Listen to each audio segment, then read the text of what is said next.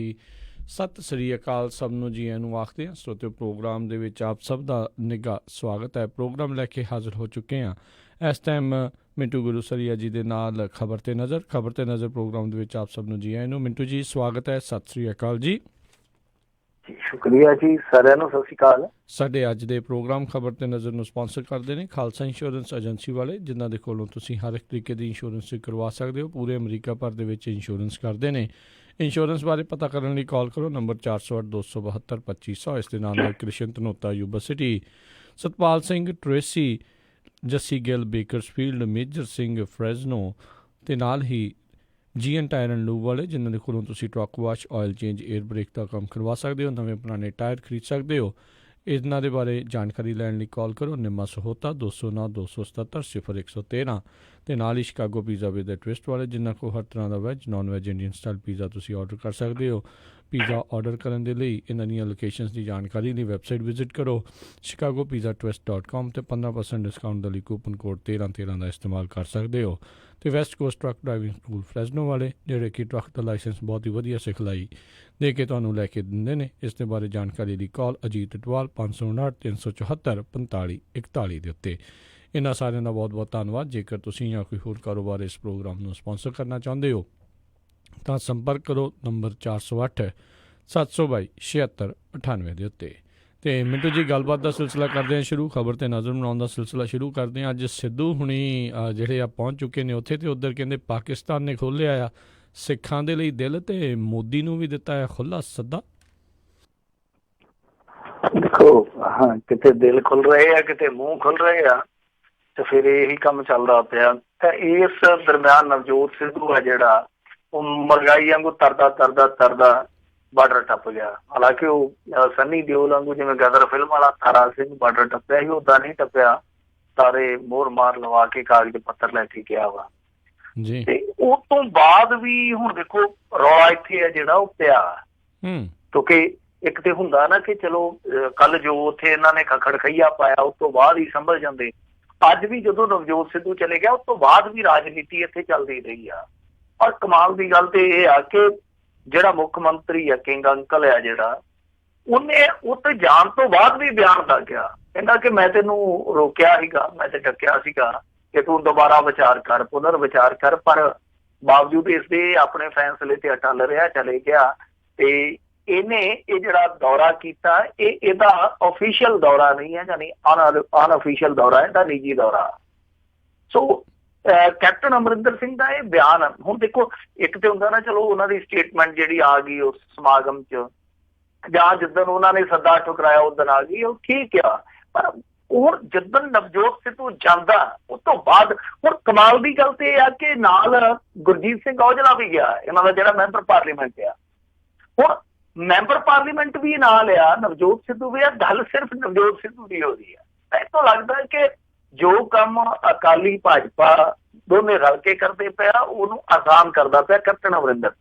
ਔਰ ਮੇਰੇ ਖਿਆਲ ਦੇ ਨਾਲ ਪਾਕਿਸਤਾਨ 'ਚ ਜਾਣ ਦੀ ਪੀੜ ਘੱਟ ਆ, ਜਿਹੜੀ ਆਲਾ ਕਮਾਨ 'ਚ ਇਹਦੀ ਨਿਯੁਕਤੀ ਹੋਈ ਉਹਦੀ ਪੀੜ ਵਧੇਰੇ ਆ ਕੈਪਟਨ ਅਮਰਿੰਦਰ। ਅਸਲ ਦੇ ਵਿੱਚ ਕਹਾਣੀ ਇਹੋ ਹੀ ਜਾਪਦੀ ਆ। ਤਾਂ ਨਵਜੋਤ ਸਿੱਧੂ ਚਲੇ ਗਿਆ, ਉਹਦੇ ਨਾਲ ਹੋਰ ਵੀ ਗਏ ਹੋਏ ਆ। ਵੈਸੇ ਬੀਬਾ ਹਰਸਿਮਰਤ ਕੌਰ ਬਾਦਲ ਵੀ ਚਲੇ ਗਈ ਆ, ਜਿਹੜੀ ਕਹਿੰਦੀ ਸੀ ਕਿ ਨਵਜੋਤ ਸਿੱਧੂ ਗਦਾਰ ਆ। ਹੁਣ ਉਹ ਵੀ ਉੱਥੇ ਪਾਕਿਸਤਾਨ 'ਚ ਚਲੇ ਗਈ ਆ। ਨਾਲ ਗੋਬਿੰਦ ਸਿੰਘ ਲੌਂਗੋਵਾਲ ਵੀ ਚਲੇ ਗਿਆ।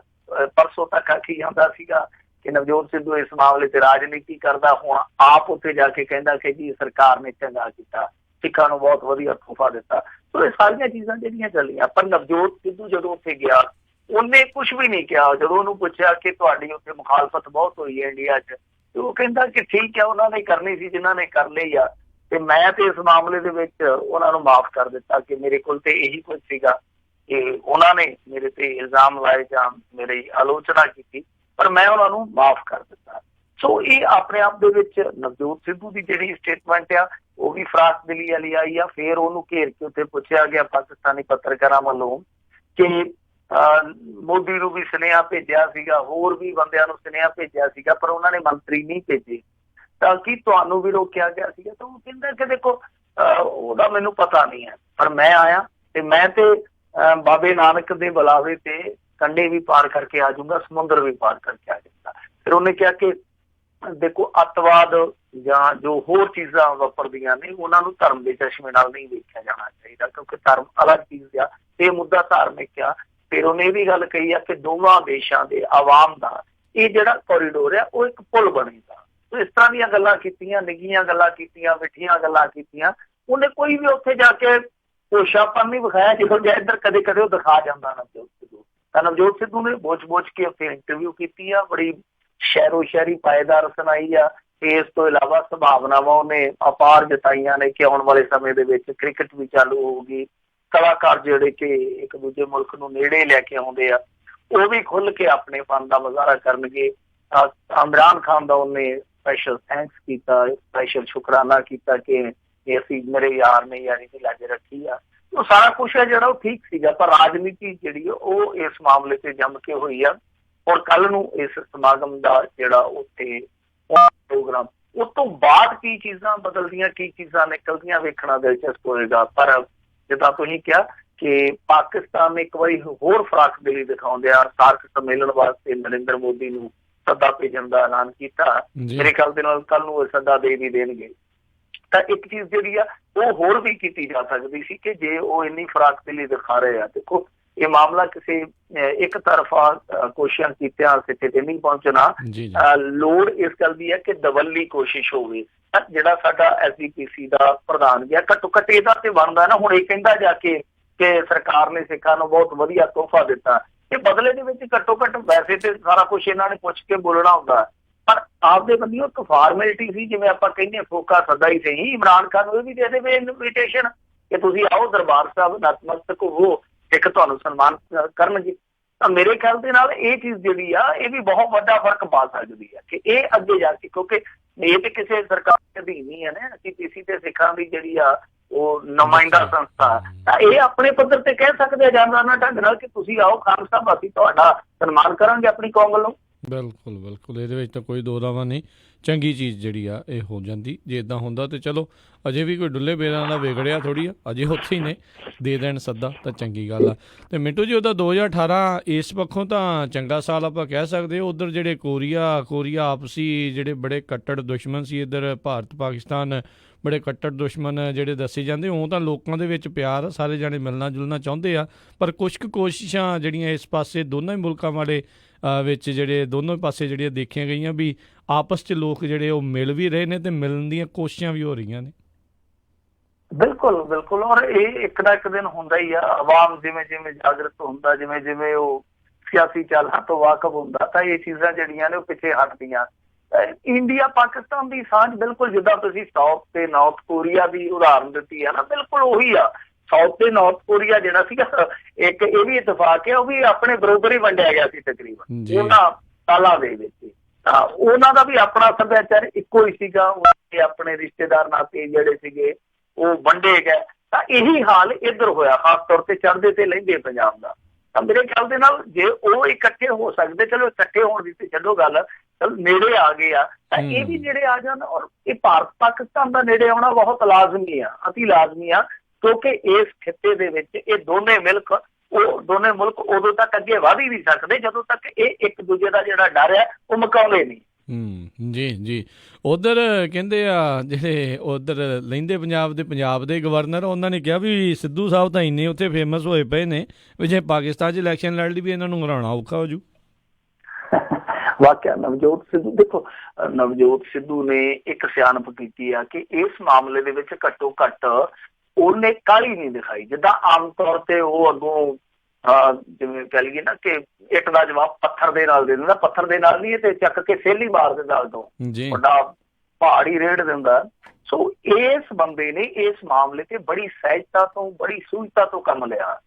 ਤਾਂ ਉਹਦੇ ਕਰਕੇ ਇਹਦੀ ਦੇਖੋ ਨਾ ਤੁਸੀਂ, ਬਹੁਤ ਸਾਰੇ ਕਾਂਗਰਸੀ ਆ ਜਿਹੜੇ ਉਹ ਕੈਪਟਨ ਅਮਰਿੰਦਰ ਸਿੰਘ ਦੇ ਨਾਲ ਇਤਫਾਕ ਨਹੀਂ ਰੱਖਦੇ ਪਏ, ਉਹ ਨਵਜੋਤ ਸਿੱਧੂ ਨਾਲ ਇਤਫਾਕ ਰੱਖਦੇ ਆ ਕਿ ਨਵਜੋਤ ਸਿੱਧੂ ਨੇ ਜਿਸ ਤਰੀਕੇ ਨਾਲ ਇਸ ਮਾਮਲੇ 'ਚ ਰੋਲ ਅਦਾ ਕੀਤਾ, ਹਾਲਾਂਕਿ ਚਲੋ ਜੋ ਕੁਛ ਹੋਇਆ ਉਹਦੇ 'ਚ ਕੁਲਦੀਪ ਸਿੰਘ ਵਡਾਲਾ ਹੋਰਾਂ ਦਾ ਬਹੁਤ ਵੱਡਾ ਸਹਿਯੋਗ ਸੀਗਾ, ਸੰਗਤ ਦੀ ਅਰਦਾਸ ਹੈ ਜਿਹੜੀ ਉਹ ਆਪਣੀ ਥਾਂ ਤੇ ਸੀਗੀ, ਬਹੁਤ ਸਾਰੇ ਹੋਰ ਲੋਕਾਂ ਦਾ ਨਿੱਜੀ ਤੌਰ ਤੇ ਅਸੀਂ ਕਹਿ ਸਕਦੇ ਹਾਂ ਕਿ ਪਹਿਲ ਕਦਮੀਆਂ ਦਾ, ਪੇਸ਼ਕਦਮੀਆਂ ਦਾ ਬਹੁਤ ਵੱਡਾ ਯੋਗਦਾਨ ਸੀਗਾ। ਪਰ ਨਵਜੋਤ ਸਿੱਧੂ ਨੇ ਇਸ ਮਾਮਲੇ 'ਚ ਜਿੰਨੀ ਖੱਟੀ ਆ, ਮੇਰੇ ਖਿਆਲ ਦੇ ਨਾਲ ਕਿਸੇ ਨੇ ਨਹੀਂ ਖੱਟੀ, ਕਿਉਂਕਿ ਉਸ ਖੱਟੀ ਦੇ ਵਿੱਚ ਜੇ ਆਪਾਂ ਦੇਖੀਏ ਉਹਦੀ ਸਿਆਣਪ ਸੀਗੀ ਜਿਹੜੀ, ਉਹ ਇਹੀ ਸੀਗੀ ਕਿ ਉਹਨੇ ਚੁੱਪਕਾਰੀ ਰੱਖੀ। ਉਹਦੇ ਤੇ ਜਦੋਂ ਵਾਰ ਹੋ ਰਹੇ ਸੀਗੇ ਉਹ ਉਦੋਂ ਵੀ ਚੁੱਪ ਰਿਹਾ, ਸ਼ਾਂਤ ਰਿਹਾ। ਜਦੋਂ ਉਹਦਾ ਹੁਣ ਸਨਮਾਨ ਹੋ ਰਿਹਾ ਉਹ ਉਦੋਂ ਵੀ ਵਿਰੋਧੀਆਂ ਤੇ ਉਸ ਭਾਸ਼ਾ ਦਾ ਇਸਤੇਮਾਲ ਨਹੀਂ ਕਰ ਰਿਹਾ ਜਿਸ ਭਾਸ਼ਾ ਦਾ ਉਹਦੇ ਆਪਣਿਆਂ ਨੇ ਕੀਤਾ ਸੀਗਾ। ਜੀ ਜੀ ਬਿਲਕੁਲ।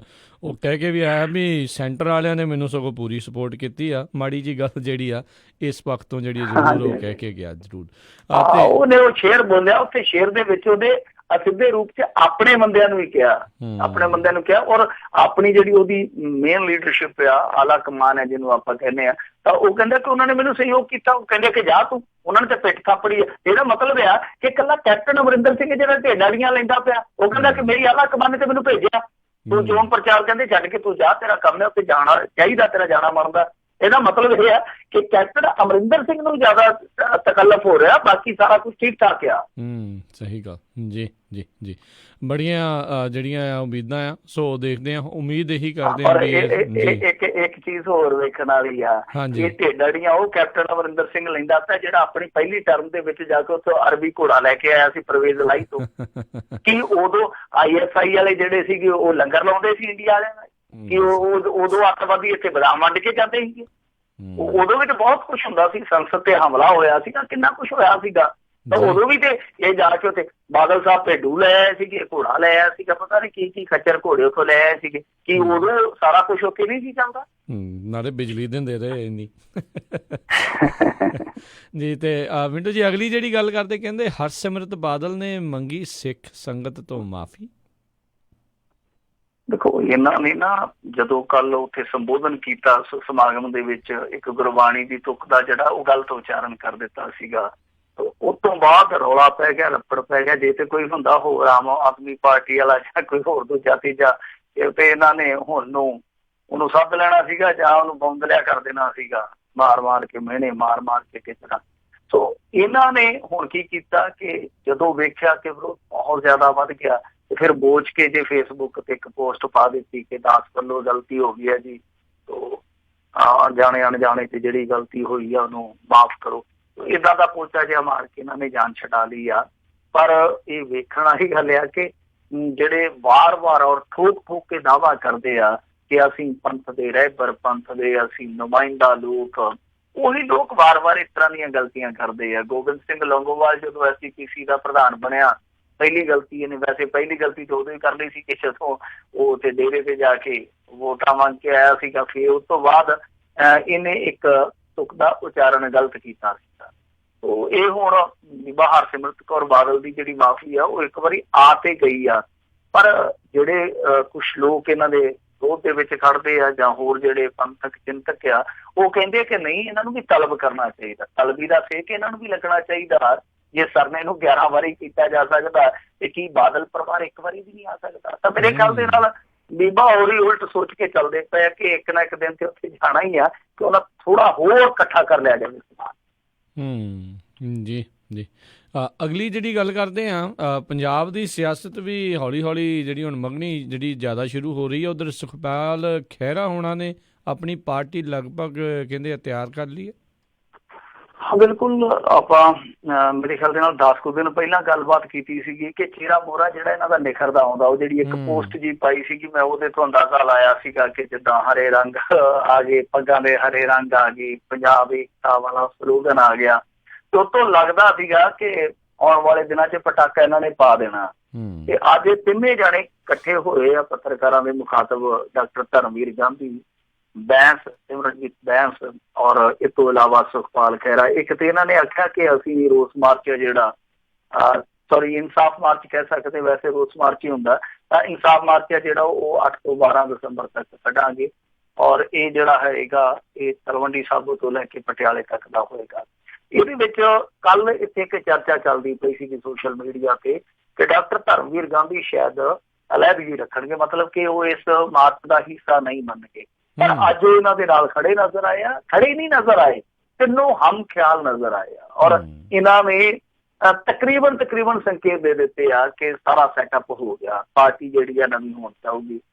ਸਵਾਲ ਕੀਤਾ ਸੀਗਾ ਯਾਦਵਿੰਦਰ ਕਰਫਿਊ ਨੇ, ਕਾਫੀ ਵੱਡੇ ਪੱਤਰਕਾਰ ਇੱਥੋਂ ਦੇ, ਉਹ ਕਹਿੰਦੇ ਕਿ ਤੁਸੀਂ ਇੱਕ ਦੂਜੇ ਨੂੰ ਲੀਡਰ ਬਣੋਗੇ? ਉਹ ਕਹਿੰਦੇ ਕਿ ਹਾਂ ਬਿਲਕੁਲ। ਸਿਮਰਨਜੀਤ ਬੈਂਸ ਨੇ ਆਖਿਆ ਕਿ ਮੈਂ ਖਹਿਰੇ ਨੂੰ ਮੰਨਦਾ, ਖਹਿਰੇ ਨੇ ਆਖਿਆ ਕਿ ਮੈਂ ਆਪਣੇ ਛੋਟੇ ਭਰਾ ਨੂੰ ਮੰਨਦਾ, ਦੋਵਾਂ ਨੇ ਆਖਿਆ ਕਿ ਅਸੀਂ ਡਾਕਟਰ ਧਰਮਜੀਤ ਗਾਂਧੀ ਨੂੰ ਵੀ ਮੰਨਦੇ ਹਾਂ। ਫਿਰ ਇਹ ਤੋਂ ਇਲਾਵਾ ਉਹਨਾਂ ਨੂੰ ਪੁੱਛਿਆ ਗਿਆ ਕਿ ਗਾਂਧੀ ਸਾਹਿਬ ਤੁਸੀਂ ਦੁਬਾਰਾ ਚੋਣ ਲੜੋਗੇ? ਕਹਿੰਦਾ ਜ਼ਰੂਰ ਲੜੂੰਗਾ, ਪੰਜਾਬ ਦੀ ਦਰਕਾਰ ਹੈ ਇਸ ਸਮੇਂ। ਫਿਰ ਕਹਿੰਦੇ ਕਿ ਕਿੱਥੋਂ ਲੜੋਗੇ? ਚਰਚੇ ਆ ਕਿ ਭਗਵੰਤ ਮਾਨ ਦੇ ਉਲਟ ਲੜ ਸਕਦੇ ਹੋ। ਉਹ ਕਹਿੰਦਾ ਕਿ ਨਹੀਂ, ਮੈਂ ਰਾਣੀ ਨੂੰ ਫੇਰ ਹਰਾਉਣਾ, ਮੈਂ ਪਟਿਆਲੇ ਤੋਂ ਲੜੂੰਗਾ। ਮਤਲਬ ਕਿ ਇਹ ਵੀ ਉਹਨਾਂ ਨੇ ਸਾਫ਼ ਕਰ ਦਿੱਤਾ। ਸੁਖਪਾਲ ਖਹਿਰੇ ਨੇ ਜਦੋਂ ਪੁੱਛਿਆ ਕਿ ਲੱਗਦਾ ਕਿ ਤੁਸੀਂ ਐਤਕੀ ਬਠਿੰਡੇ ਦੀ ਟਿਕਟ ਕਟਾਓਗੇ, ਉਹਨੇ ਇਨਕਾਰ ਨਹੀਂ ਕੀਤਾ। ਉਹ ਕਹਿੰਦਾ ਕਿ ਜੋ ਵੀ ਹੁਕਮ ਲੱਗੂਗਾ ਮੈਂ ਉਸ ਹੁਕਮ ਤੇ ਫੁੱਲ ਚਾੜੂੰਗਾ। ਉਹ ਲਗਭਗ ਇਹਨਾਂ ਦੀ ਪਾਰਟੀ ਦਾ ਜਿਹੜਾ ਖਾਕਾ ਉਹ ਸਾਰਾ ਤਿਆਰ ਹੋ ਗਿਆ।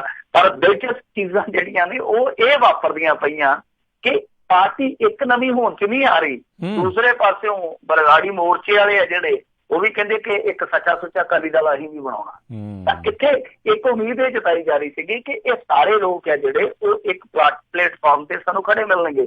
ਪਰ ਹੁਣ ਇਹ ਲੱਗਦਾ ਕਿ ਸ਼ਾਇਦ ਬਰਗਾੜੀ ਮੋਰਚੇ ਵਾਲਿਆਂ ਦਾ ਜਿਹੜਾ ਸਿਆਸੀ ਰਸਤਾ ਉਹ ਅਲੱਗ ਹੋਊਗਾ ਤੇ ਇਹਨਾਂ ਦਾ ਜਿਹੜਾ ਰਸਤਾ ਹੈ ਉਹ ਦੂਸਰਾ ਹੋਊਗਾ। ਯਾਨੀ ਰਸਤੇ ਸ਼ਾਇਦ ਹੋ ਸਕਦਾ ਲੈਦਾ ਹੋਣ। ਹਾਂ, ਇਹ ਹੋ ਸਕਦਾ ਕਿ ਇੱਕ ਮੋੜ ਤੇ ਆ ਕੇ, ਇੱਕ ਪੜਾਅ ਤੇ ਆ ਕੇ ਦੋਵੇਂ ਇੱਕ ਦੂਜੇ ਨੂੰ ਧੱਕਾ ਜ਼ਰੂਰ ਲਾ ਦੇਣ। ਜੀ। ਤੇ ਮਿੰਟੂ ਜੀ, ਜੇ ਇਹ ਸਾਰੀਆਂ ਸਰਗਰਮੀਆਂ ਜਿੱਦਾਂ ਹੋ ਰਹੀਆਂ ਤੇ ਭਵਿੱਖ ਦੇ ਵਿੱਚ ਕੀ ਕਹਿੰਦਾ ਵੀ ਇਸ ਹਿਸਾਬ ਦੇ ਨਾਲ ਤੇ ਅਕਾਲੀਆਂ ਨੂੰ ਕਿਤੇ ਨਾ ਕਿਤੇ ਆਕਸੀਜਨ ਜਿਹੜੀ ਆ ਮਿਲ ਜੂਗੀ, ਕਿਉਂਕਿ ਆਮ ਆਦਮੀ ਪਾਰਟੀ ਦੇ ਨਾਲੋਂ ਟੁੱਟੀਆਂ ਵੋਟਾਂ ਹੀ ਇੱਧਰ ਨੂੰ ਜ਼ਿਆਦੀਆਂ ਜਾਣਗੀਆਂ। ਹਾਂ, ਇਹ ਤੁਹਾਡਾ ਬਿਲਕੁਲ ਸਮੀਕਰਨ ਬੜਾ ਸਟੀਕ ਆ, ਬੜਾ ਸਮਝਦਾਰ ਤੁਹਾਡਾ ਇਹ ਵਿਸ਼ਲੇਸ਼ਣ ਆ ਕਿ ਦੇਖੋ ਜਿਹੜਾ ਅਕਾਲੀਆਂ ਦਾ ਵੋਟ ਬੈਂਕ ਆ, ਹੁਣ ਵੀ ਦੇਖ ਲਓ ਕਿ ਉਹ ਇਸ ਸਮੇਂ ਜਿਵੇਂ ਆਂਦੇ ਹੁੰਦੇ ਆ ਨਾ ਕਿ ਪਤਨ ਦਾ ਸਿਖਰ ਆ, ਅਕਾਲੀ ਦਲ ਦੇ ਪਤਨ ਦਾ ਸਿਖਰ ਆ, ਫਿਰ ਵੀ ਉਹਨਾਂ ਦੀ ਝੋਲੀ ਦੇ ਵਿੱਚ ਵੋਟ ਬੈਂਕ ਜੇ ਦੇਖੋਗੇ ਤੇ ਉਹ 25% ਆ। ਹਾਲਾਂਕਿ 12% ਘਟਿਆ, ਜੇ ਮੈਂ ਗਲਤ ਨਹੀਂ ਆ, 2007 ਤੋਂ ਲੈ ਕੇ 2017 ਤੱਕ ਦੇ ਜੇ ਆਪਾਂ ਅੰਕੜੇ ਚੱਕੀਏ ਜਿੱਦਾਂ ਤੁਸੀਂ ਦੱਸਿਆ ਤਾਂ 37% ਸੀਗਾ ਇਹਨਾਂ ਦਾ ਸੱਤ ਦੇ ਵਿੱਚ। ਉਸ ਤੋਂ ਬਾਅਦ ਜੇ ਅੱਜ ਦੀ ਤਰੀਕ ਦੇ ਵਿੱਚ ਵੇਖੀਏ ਫਿਰ ਵੀ 25% ਵੋਟ ਬੈਂਕ ਹੈ ਜਿਹੜਾ ਉਹ ਅਕਾਲੀ ਦਲ ਕੋਲ ਸਥਿਰ ਹੈ। ਤੇ ਜੇ ਕਾਂਗਰਸ ਦੀ ਗੱਲ ਕਰੀਏ ਉਹ ਤੇ ਬਹੁਤ ਅੱਗੇ ਆ।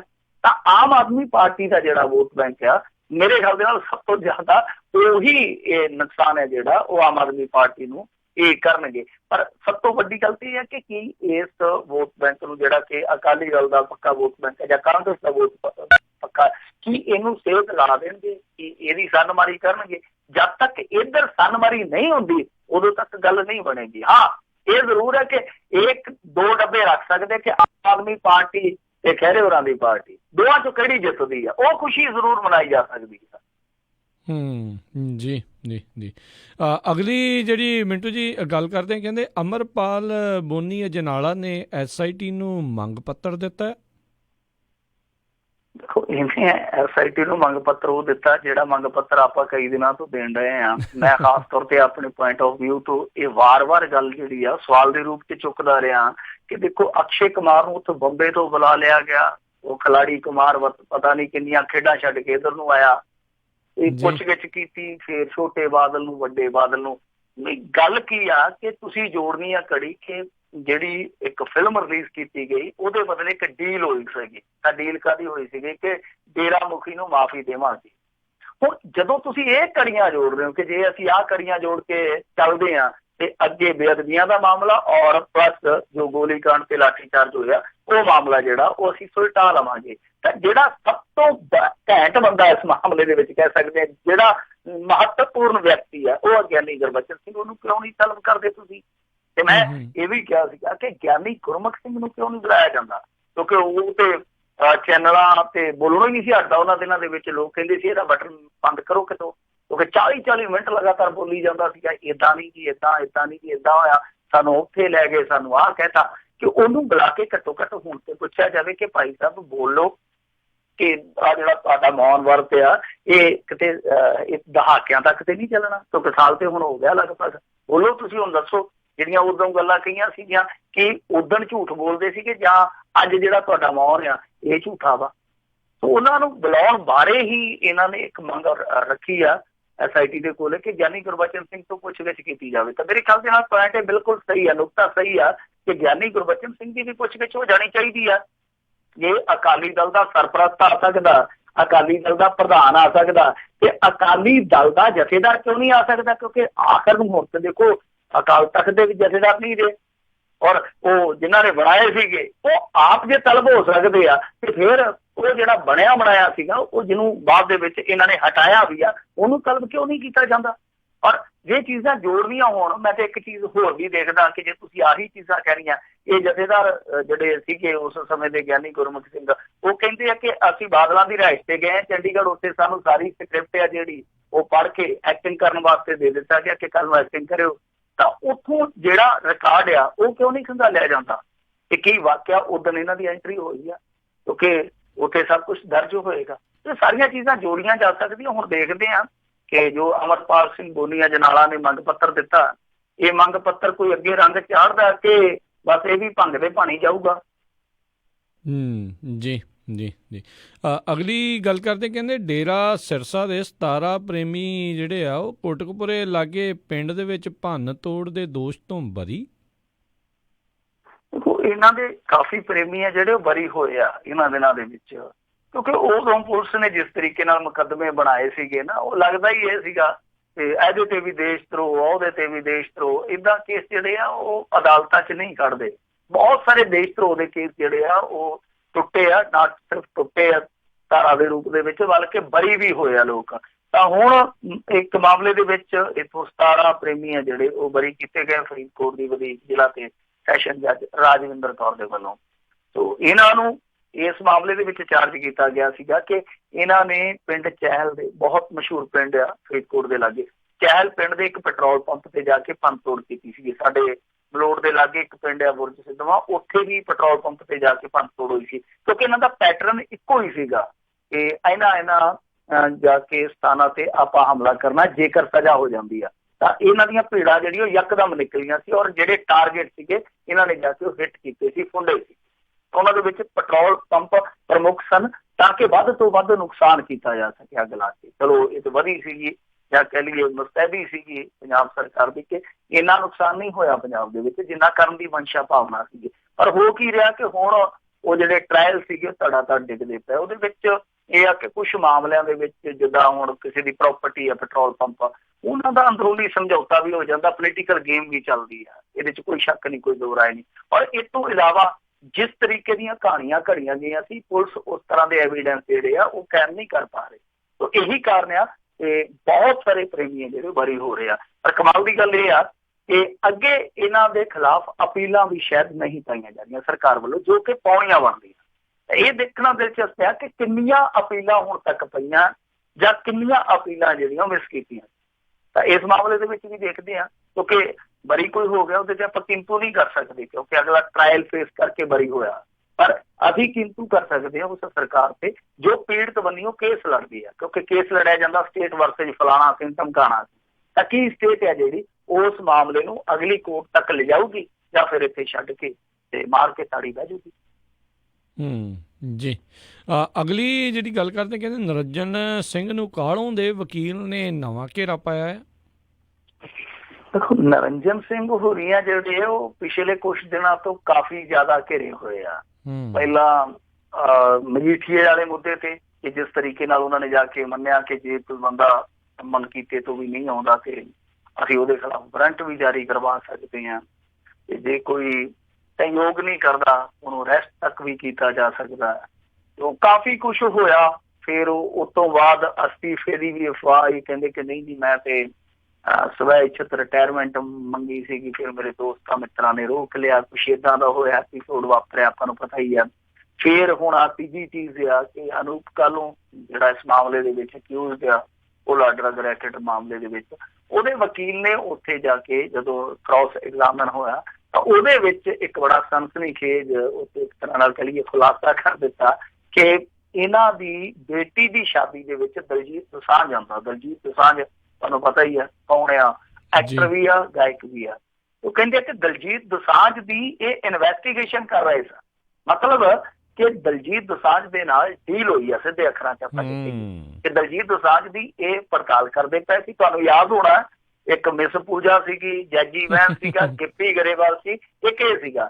ਇਹਨਾਂ ਨੂੰ ਜਿਹੜਾ ਵਿਦੇਸ਼ਾਂ ਤੋਂ ਧਨ ਆਉਂਦਾ ਉਸ ਮਾਮਲੇ ਦੇ ਵਿੱਚ ਇਹਨਾਂ ਨੇ ਦਾਇਰੇ 'ਚ ਲਿਆ ਹੋਇਆ ਸੀਗਾ, ਪੁੱਛਗਿੱਛ ਵਾਲੇ ਦਾਇਰੇ 'ਚ ਲਿਆ ਹੋਇਆ ਸੀਗਾ। ਤਾਂ ਸਿੱਧੇ ਤੌਰ ਤੇ ਉਸ ਵਕੀਲ ਨੇ ਕਿਹਾ ਕਿ ਕੀ ਤੁਹਾਡੀ ਬੇਟੀ ਦੇ ਵਿਆਹ ਤੇ ਦਲਜੀਤ ਦੋਸਾਂਝ ਗਿਆ? ਇਹਨਾਂ ਆਖਿਆ ਜੀ ਗਿਆ। ਉਹ ਕਹਿੰਦੇ ਕਿ ਕੀ ਤੁਸੀਂ ਇਹਦਾ ਕੇਸ ਦੇਖ ਰਹੇ ਸੀ? ਕਹਿੰਦੇ ਜੀ ਹਾਂ। ਤੇ ਕਹਿੰਦੇ ਤੁਸੀਂ ਉਹਨੂੰ 40 ਲੱਖ ਰੁਪਈਆ ਵੀ ਦਿੱਤਾ? ਫਿਰ ਭੌਂਕੇ ਕਹਿੰਦੇ ਜੀ ਹਾਂ। ਫਿਰ ਇਹਨੇ ਉਲਟਾ ਇਹ ਗੱਲ ਕਹੀ ਹੈ, ਕਹਿੰਦਾ ਜੀ ਕਿ ਦੇਖੋ ਮੇਰੀ ਕੋਈ ਡੀਲ ਡੂਲ ਨਹੀਂ ਹੋਈ, ਮੈਂ ਇਸ ਮਾਮਲੇ ਦੇ ਵਿੱਚ ਜਿੰਨਾ ਬਣਦਾ ਸੀਗਾ ਅਸੀਂ ਜੁਰਮਾਨਾ ਵੀ ਕੀਤਾ।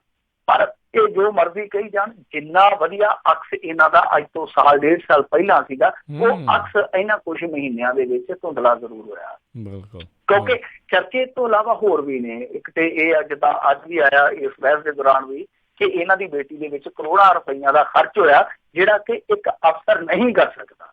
ਸਵਾਲ ਇੱਥੇ ਵੀ ਖੜਾ ਹੋਇਆ। ਔਰ ਉਦਾਂ ਵੀ ਇੱਥੇ ਇੱਕ ਚੁੰਝ ਚਰਚਾ ਚੱਲਦਾ ਆ ਕਿ ਮੋਹਾਲੀ ਏਅਰਪੋਰਟ ਦੇ ਲਾਗੇ, ਜਦੋਂ ਆਪਾਂ ਦੇਖਦੇ ਹਾਂ ਚੰਡੀਗੜ੍ਹ ਮੋਹਾਲੀ ਏਅਰਪੋਰਟ ਦੇ ਲਾਗੇ, ਉੱਥੇ ਇੱਕ ਦੋਸ਼ੀ ਦੀ ਪ੍ਰਾਪਰਟੀ ਸੀਗੀ ਜੋ ਅਟੈਚ ਕਰੀ ਜਾਣੀ ਸੀਗੀ, ਪਰ ਉਹ ਅਟੈਚ ਕਰਨ ਤੋਂ ਬਾਹਰ ਰੱਖੀ ਗਈ। ਬਾਹਰ ਇਸ ਕਰਕੇ ਰੱਖੀ ਗਈ ਕਿਉਂਕਿ ਮੁੜ ਕੇ ਬਾਅਦ ਦੇ ਵਿੱਚ ਪਲਾਟ ਕੱਟੇ ਗਿਆ। ਜੀ ਜੀ। ਤੇ ਜਾਂਦੇ ਜਾਂਦੇ ਮਿੰਟੂ ਜੀ ਗੱਲ ਕਰਦੇ, ਕਹਿੰਦੇ ਓਮ ਪ੍ਰਕਾਸ਼ ਰਾਵਤ ਤੋਂ ਬਾਅਦ ਹੁਣ ਸੁਨੀਲ ਅਰੋੜਾ ਹੋਣਗੇ ਦੇਸ਼ ਦੇ ਮੁੱਖ ਚੋਣ ਕਮਿਸ਼ਨਰ। ਮੇਰੇ ਖਿਆਲ ਦੇ ਨਾਲ ਸਾਲ ਡੇਢ ਸਾਲ ਦੇ ਅੰਦਰ ਅੰਦਰ ਆਪਣੇ ਪੰਜਾਬ ਤੋਂ ਦੂਸਰਾ ਮੁੱਖ ਚੋਣ ਕਮਿਸ਼ਨਰ ਚੱਲਿਆ। ਪਹਿਲਾਂ ਜੋਤੀ ਸਾਹਿਬ ਸਨ, ਫਿਰ ਉਸ ਤੋਂ ਬਾਅਦ ਰਾਵਤ ਜੀ ਆਏ ਤੇ ਹੁਣ ਆ ਗਏ ਆ ਰਾਵਤ ਜੀ, ਕਿਉਂਕਿ ਨੌਨ ਪੰਜਾਬੀ ਸਨ, ਕਹਿ ਸਕਦੇ ਹਾਂ ਕਿ ਹੁਣ ਉਹਨਾਂ ਤੋਂ ਬਾਅਦ ਫਿਰ ਦੂਸਰਾ ਪੰਜਾਬੀ ਹੈ ਜਿਹੜਾ ਉਹ ਕਮਾਂਡ ਸੰਭਾਲੇਗਾ। ਇਹ ਬੇਸਿਕਲੀ ਹੁਸ਼ਿਆਰਪੁਰ ਤੋਂ ਨੇ। ਇਹਨਾਂ ਦੀ ਨਿਯੁਕਤੀ ਹੈ ਜਿਹੜੀ ਉਹ ਹੋ ਗਈ ਆ ਲਗਭਗ, ਤੇ 3 ਦਸੰਬਰ ਤੋਂ ਇਹ ਅਹੁਦਾ ਸੰਭਾਲਣਗੇ। ਸੁਨੀਲ ਅਰੋੜਾ ਜੀ ਆ ਜਿਹੜੇ ਉਹ ਦੇਸ਼ ਦੇ ਮੁੱਖ ਚੋਣ ਕਮਿਸ਼ਨਰ ਹੋਣਗੇ ਨਵੇਂ। ਹਾਲਾਂਕਿ ਇਹਨਾਂ ਨੇ ਕਾਫੀ ਅਹੁਦਿਆਂ ਤੇ ਪਹਿਲਾਂ ਕੰਮ ਕੀਤਾ, ਕਮਿਸ਼ਨਰ ਵੀ ਆ, ਕਿਉਂਕਿ ਜਿਹੜੀ ਆਪਣੀ ਪ੍ਰਕਿਰਿਆ ਇੰਡੀਆ ਦੀ, ਜਿਹਨੂੰ ਇਲੈਕਟਰਲ ਪ੍ਰਕਿਰਿਆ ਆਪਾਂ ਕਹਿੰਦੇ ਹਾਂ, ਚੁਣਾਵੀ ਪ੍ਰਕਿਰਿਆ ਕਹਿੰਦੇ ਹਾਂ, ਇਹਨੂੰ ਚਲਾਉਣ ਵਾਸਤੇ ਇੱਕ ਮੁੱਖ ਚੋਣ ਕਮਿਸ਼ਨਰ ਹੁੰਦਾ ਦੇਸ਼ ਦਾ, ਪਰ ਨਾਲ ਇੱਕ ਸਹਾਇਕ ਕਮਿਸ਼ਨਰ ਹੁੰਦੇ ਆ 2 ਸ਼ਾਇਦ। ਤਾਂ ਇਸ ਤਰ੍ਹਾਂ ਇੱਕ ਇਹਨਾਂ ਦਾ ਸਾਰਾ ਵਿਵਸਥਾਗਤ ਢਾਂਚਾ ਚੱਲਦਾ। ਔਰ ਸਟੇਟ ਚੋਣ ਕਮਿਸ਼ਨਰ ਜਿਹੜੇ ਹੁੰਦੇ ਉਹ ਅਲੱਗਾ ਹੁੰਦੇ ਆ। ਤੋ ਇਹਦੇ ਵਿੱਚ ਇਹ ਪਹਿਲਾਂ ਹੀ ਸਨ, ਯਾਨੀ ਜੋ ਇਹਨਾਂ ਦਾ ਸੀਗਾ ਸਮੂਹ। ਤਾਂ ਹੁਣ ਇਹਨਾਂ ਦੀ ਪ੍ਰਮੋਸ਼ਨ ਹੋਈ ਆ, ਕਹਿ ਸਕਦੇ ਆ ਕਿ ਦੇਸ਼ ਦੇ ਮੁੱਖ ਚੋਣ ਕਮਿਸ਼ਨਰ ਬਣ ਗਏ ਆ। ਪੰਜਾਬ ਤੋਂ ਵਧਾਈ ਹੋਣੀ ਚਾਹੀਦੀ ਆ, ਪਰ ਇਹ ਦੇਸ਼ ਦੇ ਮੁੱਖ ਚੋਣ ਕਮਿਸ਼ਨਰ ਬਣੇ ਰਹਿਣ, ਐਸੀ ਅਪੀਲ ਕਰਨੀ ਚਾਹੀਦੀ ਆ ਔਰ ਐਸੀ ਉਮੀਦ ਵੀ ਕਰਨੀ ਚਾਹੀਦੀ ਆ ਕਿ ਇਹ ਕਾਂਗਰਸ ਜਾਂ ਭਾਰਤੀ ਜਨਤਾ ਪਾਰਟੀ ਦੇ ਚੋਣ ਕਮਿਸ਼ਨਰ ਨਹੀਂ ਬਣਦੇ। ਜੀ ਜੀ। ਤੇ ਮਿੰਟੂ ਜੀ ਬਹੁਤ ਬਹੁਤ ਤੁਹਾਡਾ ਧੰਨਵਾਦ, ਤੇ ਤੁਸੀਂ ਸਾਡੇ ਨਾਲ ਜੁੜੇ ਇਹਨਾਂ ਖਬਰਾਂ ਬਾਰੇ ਜਾਣਕਾਰੀ। ਸਤਿ ਸ਼੍ਰੀ ਅਕਾਲ ਜੀ। ਸਤਿ ਸ਼੍ਰੀ ਅਕਾਲ। ਤੇ ਸੋ ਤੋਂ ਇੱਥੇ ਹੀ ਸਾਡਾ ਅੱਜ ਦਾ ਇਹ ਪ੍ਰੋਗਰਾਮ ਖਬਰ ਤੇ ਨਜ਼ਰ ਉਹ ਸਮਾਪਤ ਹੈ। ਮਿਲਾਂਗੇ ਤੁਹਾਨੂੰ ਸਾਰਿਆਂ ਨੂੰ ਅਗਲੀ ਵਾਰ। ਉਦੋਂ ਤੱਕ ਲਈ ਮੇਰੇ ਵੱਲੋਂ ਵੀ ਪਿਆਰ ਭਰੀ ਨਿੱਘੀ ਸਤਿ ਸ਼੍ਰੀ ਅਕਾਲ ਜੀ। ਉਹਦੇ ਵਾਸਤੇ ਰਹੋ, ਹੱਸਦੇ ਖੇਡਦੇ ਰਹੋ, ਸੁਣਦੇ ਰਹੋ ਪੰਜਾਬੀ ਰੇਡੀਓ USA।